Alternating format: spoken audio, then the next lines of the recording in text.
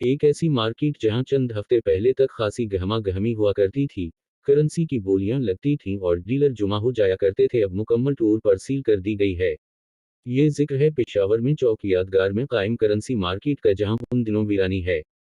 एक currency dealer ने नाम जाहिर न करने की शर्त पर बताया कि चंद रोज पहले विफाकी तहकीकाती इदारे और दीगर कानून नाफिज करने वाले एहलकारों ने तमाम गैर लाइसेंस याफ्ता करेंसी एक्सचेंजिंग की दुकानें और दफातर बंद करा दिए थे।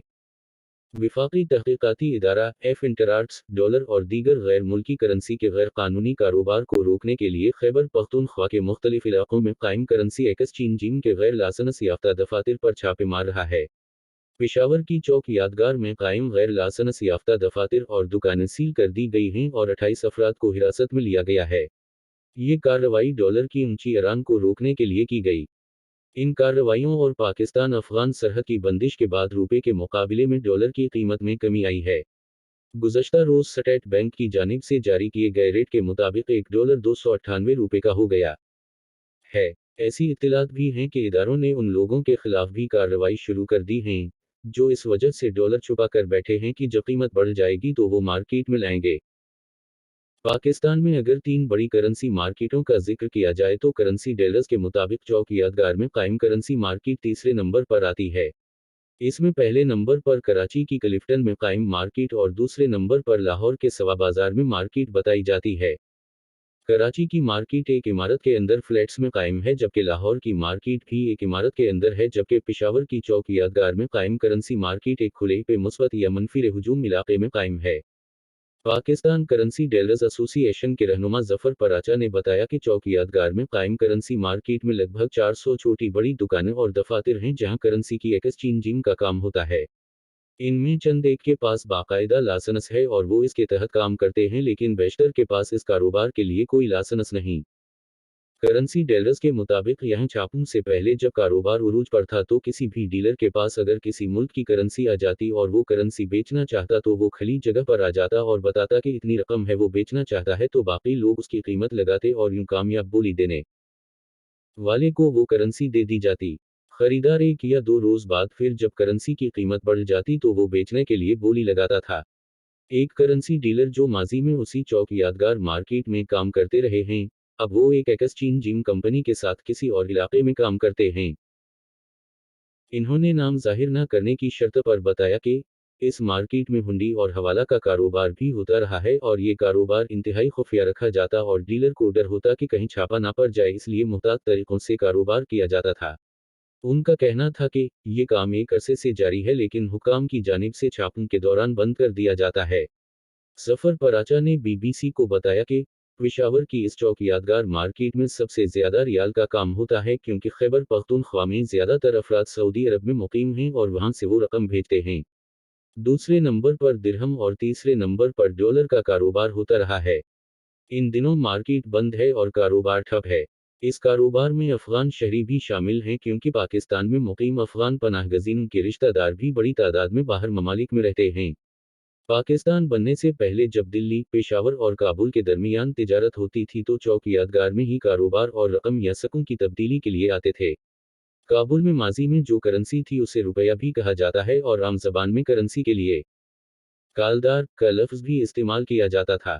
आज भी कुछ लोग कालदार का लफ्ज इस्तेमाल करते हैं, जबकि अब अफगान करेंसी को अफगानी कहा जाता है।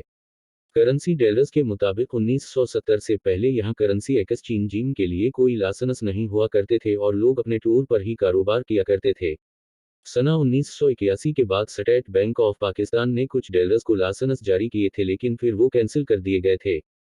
अफगानिस्तान पर रूस के हमले के बाद जब बड़ी तादाद में अफगान शहरी हिजरत करके पाकिस्तान आए तो वो अपने साथ अपनी करेंसी अफगानी भी साथ लाए, लेकिन उन दिनों में अफगान करेंसी की कदर पाकिस्तान के रुपए के मुकाबले में बहुत कम थी। पेशावर की तारीख और तिजारत पर काम करने वाले मुआशी तज्जियाकार ज़ियाल हक सरहदी ने बीबीसी को बताया कि चौक यादगार बुनियादी तौर पर काबुल और दिल्ली के दरमियान तिजारत का बड़ा मरकज था। यहाँ अफगानिस्तान से ज़्यादातर फल आते थे और यहाँ करेंसी एक्सचेंजिंग भी होती थी।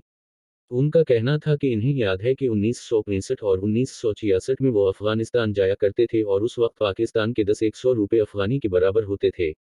उनका कहना था कि 1979 में जब बड़ी तादाद में अफगान शहरी हिजरत करके आए तो उस वक्त यहाँ चौक यादगार में अफगान करेंसी बोरियों में लाई जाती थी।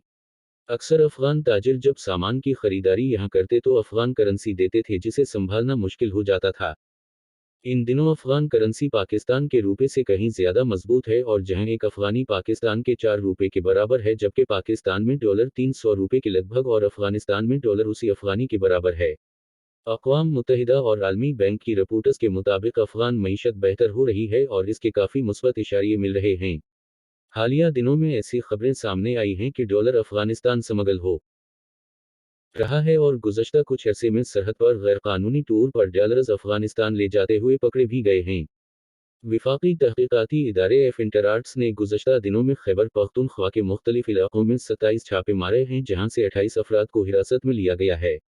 एफ इंटराट्स के मुताबिक इन छापों के दौरान बड़ी मिकदार में मकामी करेंसी भी बरामद हुई है।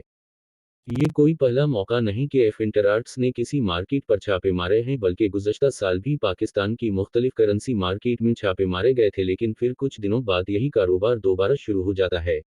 सफर पराचा का कहना है कि डंडे के जोर से किसी मईशत को सहारा नहीं दिया जा सकता बल्कि इसके लिए एक बेहतर मुआशी पॉलिसी की ज़रूरत है। उनका कहना था कि ये एक हकीकत है कि उस वक्त पाकिस्तान के पड़ोस में दो ऐसे मुल्क हैं जिन पर आलमी सतह पर पाबंदियां हैं, उनमें एक अफगानिस्तान और दूसरा ईरान है और इन दोनों ममालिक को डॉलर्स की ज़रूरत है। इन्होंने कहा कि बेहतर मुआशी पॉलिसी अपनाने से ही डॉलर की स्मगलिंग को रोका जा सकता है।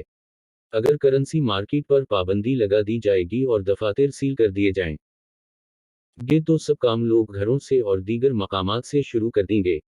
अब तो ऑनलाइन नताम है, हवाला हुंडी और दीगर गैरकानूनी काम कहीं से भी हो सकते हैं इसलिए ज़रूरी है कि बेहतर पॉलिसी तरतीब दी जाए।